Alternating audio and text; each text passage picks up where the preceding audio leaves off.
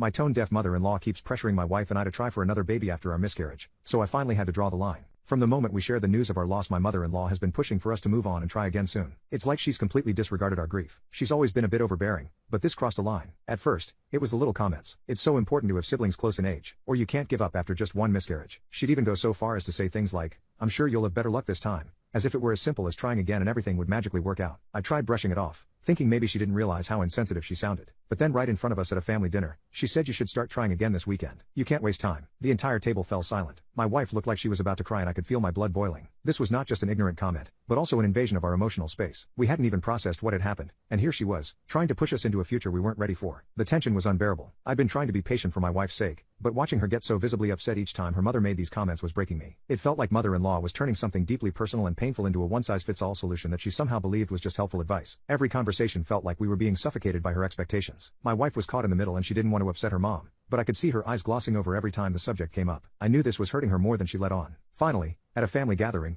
mother-in-law crossed the line one too many times. She leaned in, with that overly bright smile, and asked, "Have you guys tried yet? Don't you want to get pregnant before it's too late?" The entire room held its breath. My wife froze, her face pale, and I saw the look of exhaustion in her eyes. That was when I knew I had to say something. With my heart pounding, looking directly at her, I said enough. My voice is firm but controlled. "This is not something you get to decide for us. We're still grieving. We'll have another child when we're ready." The room went silent. My wife was in shock, but I could see a small flicker of relief in her eyes. Mother-in-law, stunned, sat back and didn't say another word for the rest of the night. The tension hung in the air as we left the gathering, but it felt like a weight had been lifted. My wife thanked me for stepping in, but I could tell she was still processing everything. She was grateful, but it wasn't easy for her to confront her mom. In the following days, mother-in-law reached out to apologize, but her message felt hollow, almost like she still didn't fully understand the gravity of the situation. She tried to act like nothing happened, but the damage was done. From that point forward, I made it clear that if she ever tried to bring it up again, I wouldn't hesitate to step in and shut it down. Slowly, the pressure from her started to ease off. She realized I meant business. The resolution wasn't just in setting boundaries, it was in reclaiming control over our own healing process. My wife and I finally found peace in knowing that, for the first time in a long while, we were the ones calling the shots. And if mother-in-law couldn't respect that, we were ready to distance ourselves even further.